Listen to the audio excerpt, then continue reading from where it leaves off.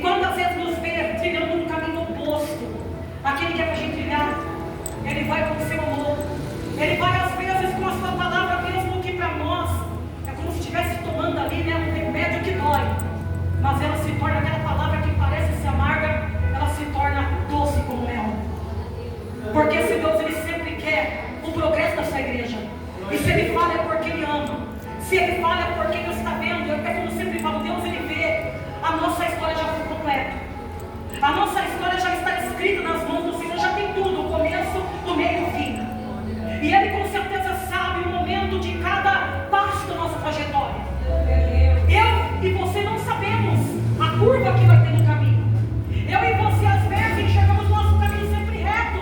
Por que eu falo isso? Porque às vezes o ser humano, ele não quer parar para ouvir a voz de Deus. Deus fala, não é por aí, mas eu quero ir por aí. Eu acho que por aí vai dar certo. Deus já está vendo a curva, já está vendo a descida, já está vendo a subida, já está vendo ali os perigos da nossa estrada. E Ele nos avisa porque Ele sabe, Ele vai além de tudo. Irmãos, é somente Ele que conhece o amanhã. E era assim com Israel. Só que Israel, a gente vê sempre Israel o quê? Entrando na contramão. É assim que a gente vê esse povo oscilando, né? Quando a coisa pegava, o povo ia lá adorar. Quando a coisa melhorava, ó, tchauzinho, virava as costas e ia seguir os propósitos do seu coração. Infelizmente, assim, tem muitas pessoas que ainda não têm uma maturidade, né? E o Senhor está aqui falando conosco, que essa noite não é, né, para nos punir, mas sim para nos preparar. A gente sempre vê pessoas que às vezes, meus irmãos, ele espera tudo desabar. Ele espera tudo ficar complicadíssimo. E depois ele se achega. É claro que Deus, na sua misericórdia, vai estender as mãos, porque Ele é Deus, só que o caminho fica mais complicado, irmão.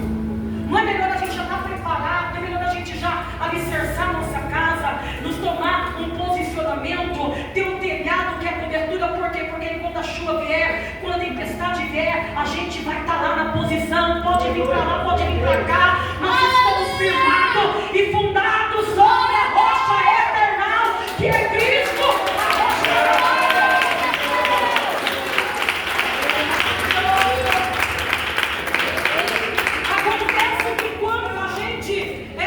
Coisas complicar demais. A gente tem que enfrentar essas consequências, irmão.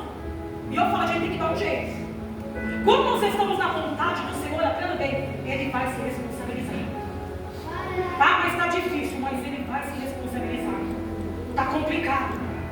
Se estamos na vontade dEle, Ele não vai nos colocar nesse caminho para a nossa destruição.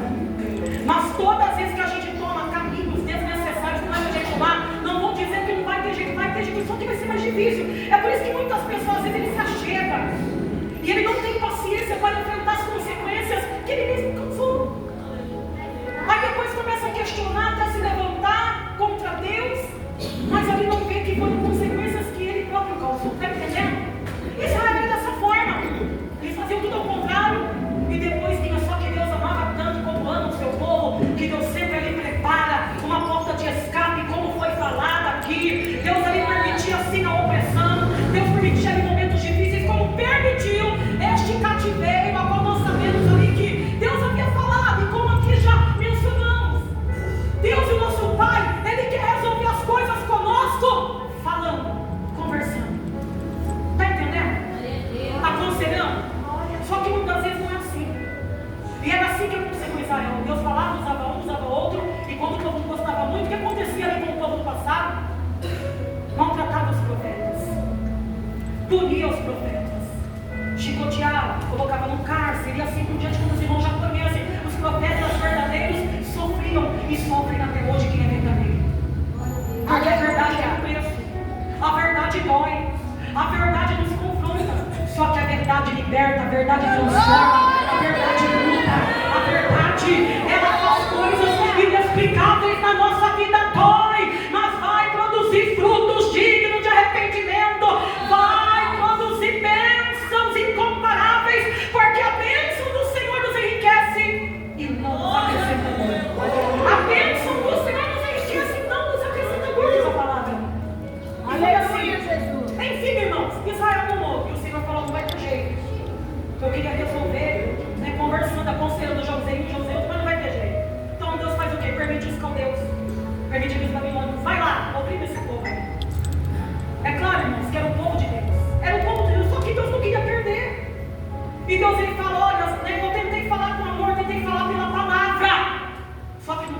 vai ter que doer, vai ter que ir para o cativeiro.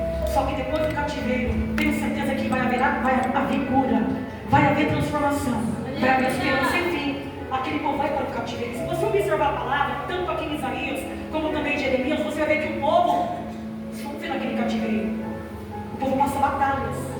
E quando Deus ali usa, os seus meios para trazer o povo novamente, a sua sorte, a Sião, tem até uns salmos que relatam isso, ali o regresso do povo. O Salmo 126 nos fala claramente, da emoção, da expectativa, daquele momento de restauração, porque esta palavra que nós lemos aqui nessa noite é uma palavra o quê? De restauração, para o momento que estamos vivendo.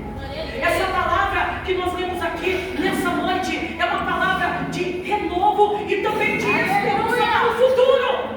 Eu estava ali prestando atenção nos louvores que estavam sendo entoados. Eu acho interessante que esses louvores conectou toda uma palavra, tanto aqui, se você observar, eu não vou descer mais abaixo desse texto, eu quero aqui focar no verso principal, mas se você observar mais abaixo, os louvores estão falando tudo. Eu achei interessante quando falou ali que Deus é um Deus completo.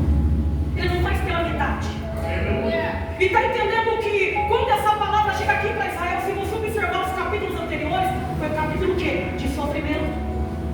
Foi o capítulo o quê? De tratamento, de cativeiro, de permissão, de perdas e de dor. Mas quando a gente chega aqui no capítulo 35, tem assim, o tema, a grandeza e a glória do reino do Messias. A grandeza e a glória, tem que falar o que? De grandeza, de glória, que seria derramada sobre aquele povo. Deus, ele vem com uma palavra de esperança, dizendo assim, olha, o deserto e os lugares secos se alegrarão com isso, ou seja, com aquilo que Deus iria fazer.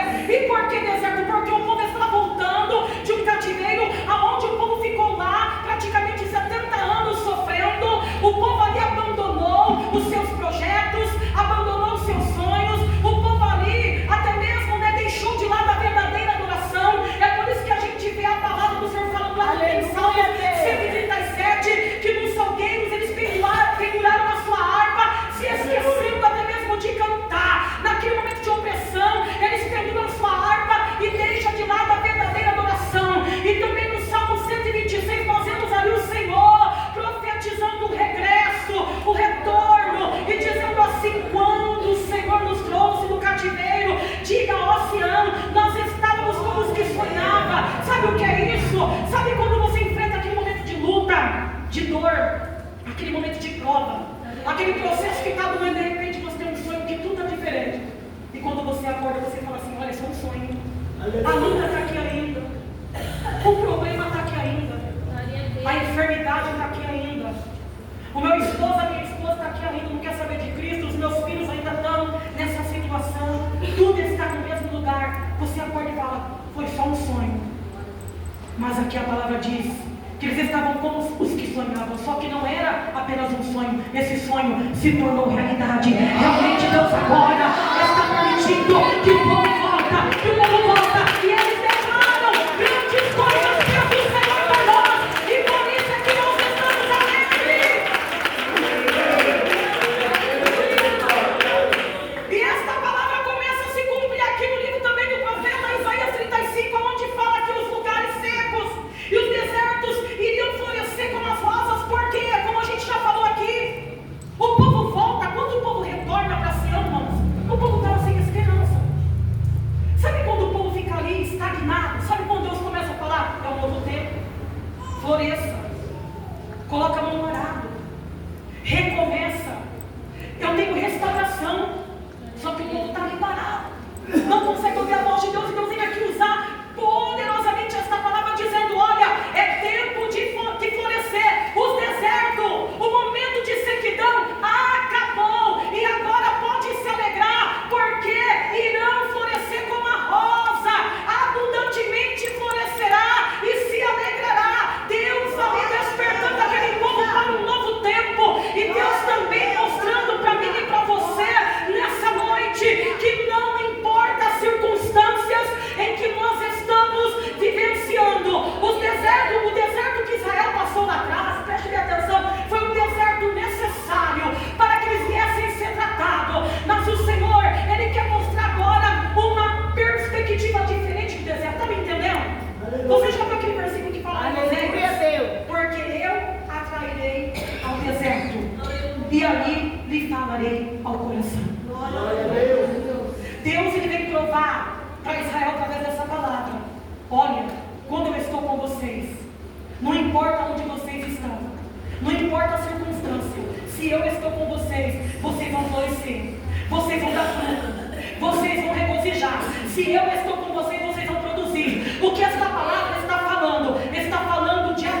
atitude, está falando de posicionamento. Ou seja, Deus está falando aqui para este povo: não importa a dificuldade que vocês estão vivenciando, a adoração ela pode ser a mesma, a glorificação pode ser a mesma, vocês podem continuar na minha presença, porque o deserto ele não vem para matar, mas o deserto ele vem para promover, ele vem para restaurar, ele vem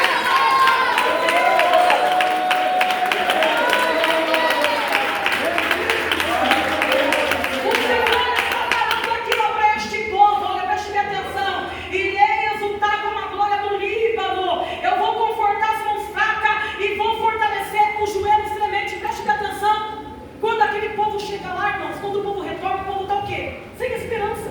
O povo está fraco, o povo não tem atitude para se levantar, porque o povo está vindo do deserto e tudo se impõe no deserto. Mas o Senhor fala assim: olha, se vocês ouvirem a minha palavra, eu vou confortar vocês, eu vou restaurar as mãos cansadas, eu vou restaurar os joelhos trementes. E é isso que Deus está falando nessa noite. Eu sei que nós estamos vivendo momentos difíceis, aonde o Senhor tem permitido e tem nos provado, temos enfrentado sim um deserto espiritual tão grande.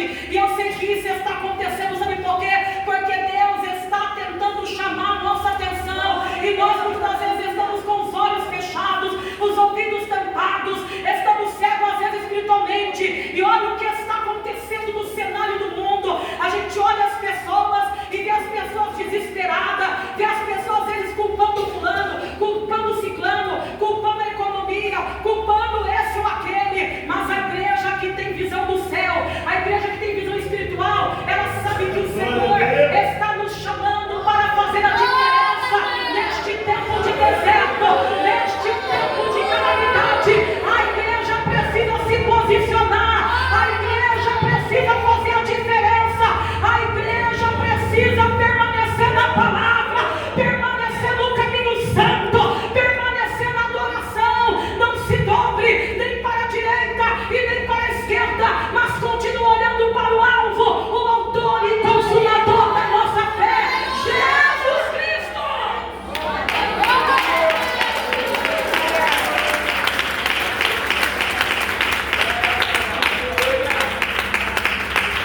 Eu sei que o cenário é outro da nossa história, nós estamos em tempo de cativeiro. Aleluia, Deus. Né? Parece que a gente, né, se encontra às vezes com as mãos atadas, com os pés atados. Não é assim que às vezes a gente olha e vê o cenário atual, eu falo isso, né, do cristianismo, diante desse tempo tão tenebroso, porque esses dias que estamos vivendo é aqueles dias que ali a palavra do Senhor fala em Timóteo, dias difíceis e trabalhosos. Outrora era até mais fácil, só que esses dias vão ser trabalhosos. O que é isso? A gente vai ter que se esforçar, a gente vai ter que empregar um pouco mais de força, porque por muitas tribulações que nos importa entrar no reino do Senhor, a gente vai ter que tirar da fraqueza força. E isso é possível porque a palavra do Senhor nos fala que nós podemos todas as coisas naquele que nos fortalece. O Senhor ele vem falar conosco que, embora estamos vivendo tempos de cativeiro, tempo de deserto, tempos difíceis, mas Ele está aqui nessa noite para fortalecer as mãos cansadas, Ele está aqui para fortalecer os joelhos trementes. O que é isso? Ele está aqui para dizer para você, minha irmã, não importa o cenário que você está vivenciando, Ele é aquele que quer te tomar pela mão direita, Ele é aquele que quer fortalecer as tuas mãos na seara, Ele é aquele que quer fortalecer os teus joelhos na oração, Ele é aquele que quer te colocar de pé, mesmo quando a gente olha para o mundo e vê uma apostasia acontecendo, o abandono da fé, pessoas que outrora acreditavam e não acreditam mais, pregava e está despregando tudo, mas mesmo assim a igreja precisa se posicionar, porque Ele já falou. Eu sei que dói muitas coisas que estão acontecendo, eu sei que às vezes entristece, eu sei que às vezes a gente fica com aquela palavra onde o profeta Elias fala: Senhor, olha, para mim já basta, eu quero desistir. Às vezes a gente se vê como ele, vai para o deserto, deita debaixo dos ídolos e fala: basta. Não sou melhor que meus pais, não sou melhor que ninguém.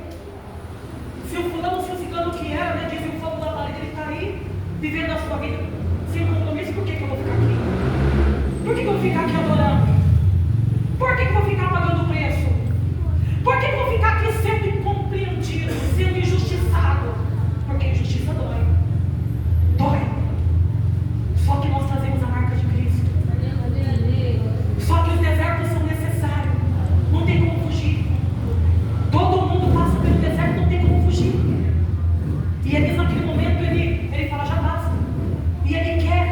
fugir da sua missão. Mas ali mais à frente a gente vê que o Senhor manda lá um anjo. Quando ele se deita, o Senhor manda um anjo com comida, com bebida. E sabe o que o Senhor naquele momento fala? Olha, levanta, come e bebe, porque muito longa é ainda a sua caminhada. Levanta, come e bebe. O que você precisa nesse momento não é desistir. Desistir não é opção. Desistir não é opção. A opção é ser tratado. A opção é ser fortalecido. A opção é ser curado por Ele nessa noite.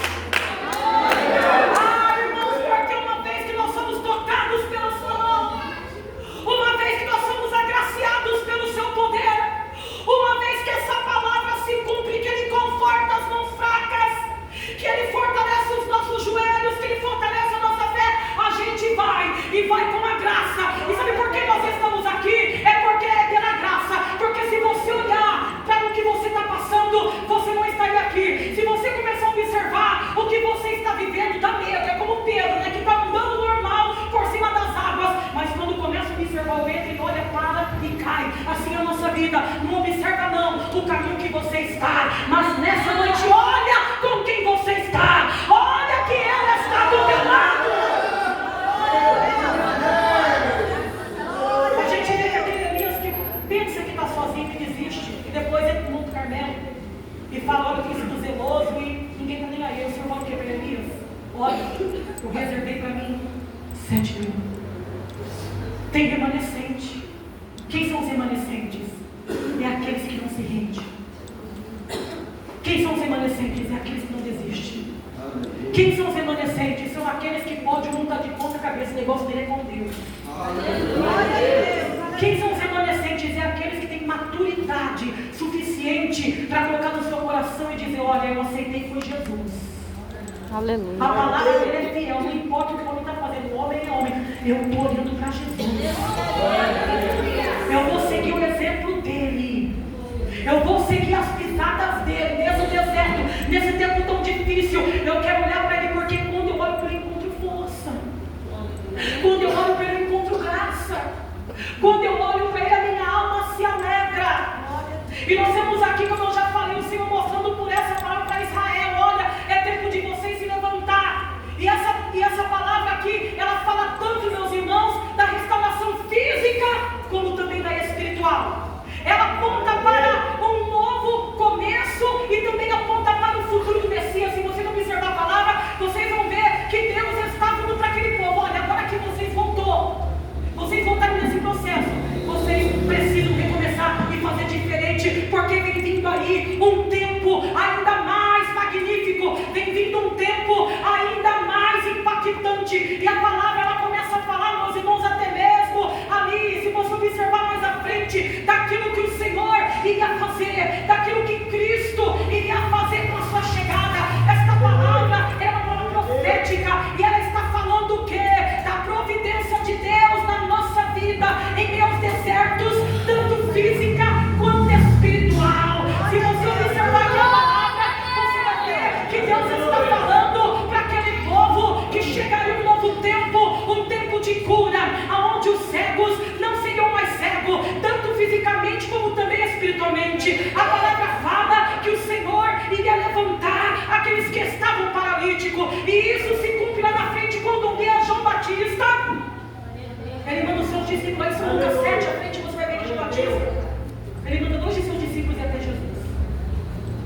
E quando aqueles discípulos chegam, eles falam assim para João Batista, olha, você, né? Melhor dizendo, quando os discípulos chegam até Jesus, eles falam assim, ó, é você aquele que João Batista falou?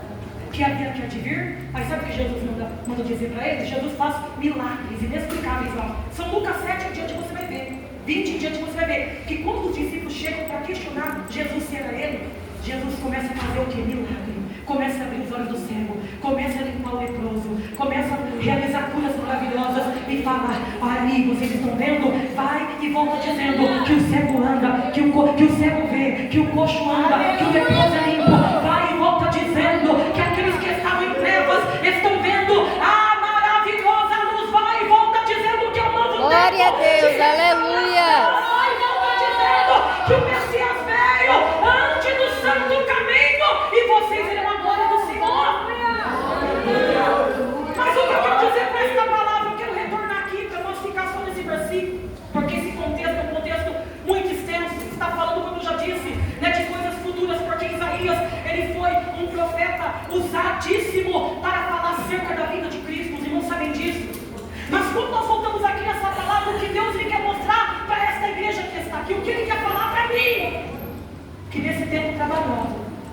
nós não podemos baixar a guarda. Que precisamos florescer mesmo em circunstâncias adversas. Florescer quando tudo está bem é uma coisa. Só que a diferença é que Deus está nos chamando para florescer nesse tempo. É nesse tempo difícil. É nesse tempo onde portas estão fechadas. É nesse tempo onde está o caos. É nesse tempo onde você olha e fala: Senhor, mas onde estão as almas? Ninguém quer saber de nada. Deus está falando: vamos florescer. Porque quem vai dar o crescimento é Ele. É Ele. É Ele. É Ele que vai dar o crescimento. É Ele que vai fazer a obra. É Ele. Quanta gente faz. Meu Deus, deixa eu abreviar aqui. Quando a gente faz uma conexão com os Salmos ali, onde a gente leu 92, verso 12, vocês vão ver a palavra se completando, dizendo que o justo, ele florescerá como a palmeira, e ele crescerá como cedro no Líbano. Os justos, aqueles que estão plantados na casa do Senhor, florescerão. E a gente sabe que essa palavra, ela fala de árvores, que elas são ali, criadas, são formadas em lugares secos, em lugares áridos, mas mesmo assim, ela não deixa de florescer. Como foi louvado aqui, a palmeira é o símbolo da resistência. O vento vem para lá e para cá, mas não se dobra. A Bíblia fala algo aqui muito claro, que aqueles que são plantados por Deus, aqueles que são escolhidos por Deus, porque não foi vós que me escolheste, mas fui eu que escolhi a vós, para que vades e dê fruto, e o vosso fruto permaneça. Ele te escolheu, e se Ele nos escolheu, se Ele nos plantou aqui, se Ele nos plantou na sua presença, é na sua presença que nós vamos ficar. Mas está doendo, mas está difícil, mas está complicado, mas está dizendo não, mas Ele está dando a garantia que aqueles que estão plantados vai florescer, ou seja, Ele vai chegar na hora certa, Ele não vai te abandonar, haverá milagre, haverá restauração. Glória a Deus, aleluia. Aqueles que estão plantados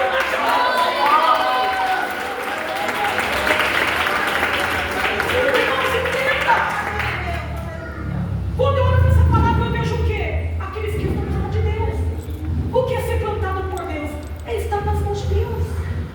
E se você está nas mãos de Deus, tudo aquilo que você precisa vender, está entendendo? Você é apenas uma planta, você é apenas uma semente, mas a raiz é Ele que te sustenta. Tudo aquilo que você precisa, toda a proteína, toda a vitamina, vem dele para a tua vida. É por isso que o Senhor está falando aqui para nós, que nós temos que ficar na posição que Ele nos chamou, porque Ele vai garantir aquilo que é suficiente para nós florescer, irmão.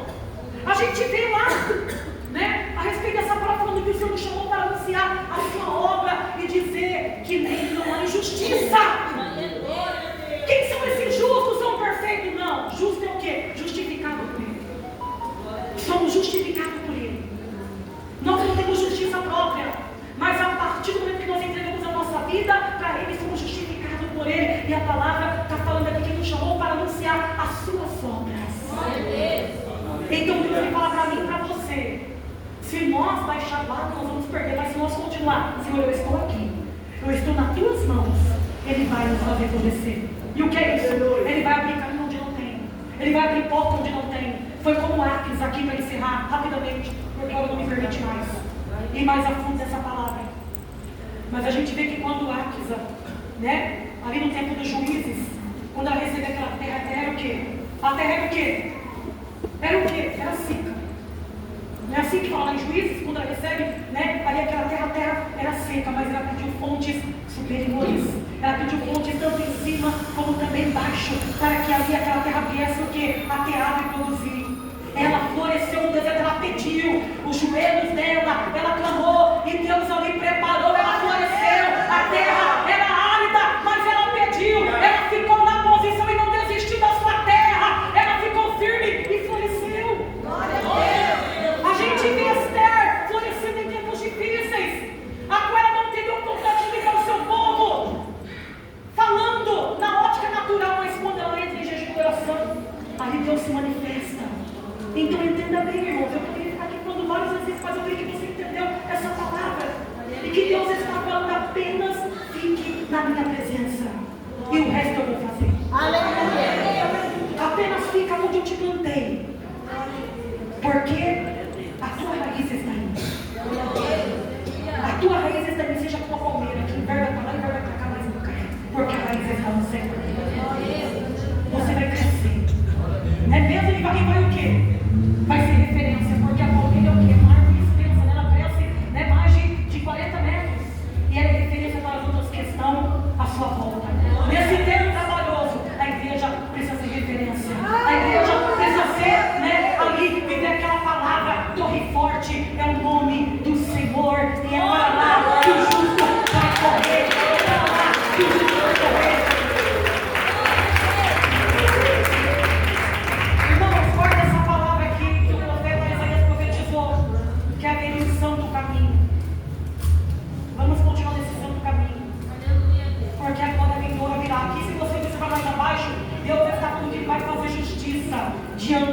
de todos os inimigos.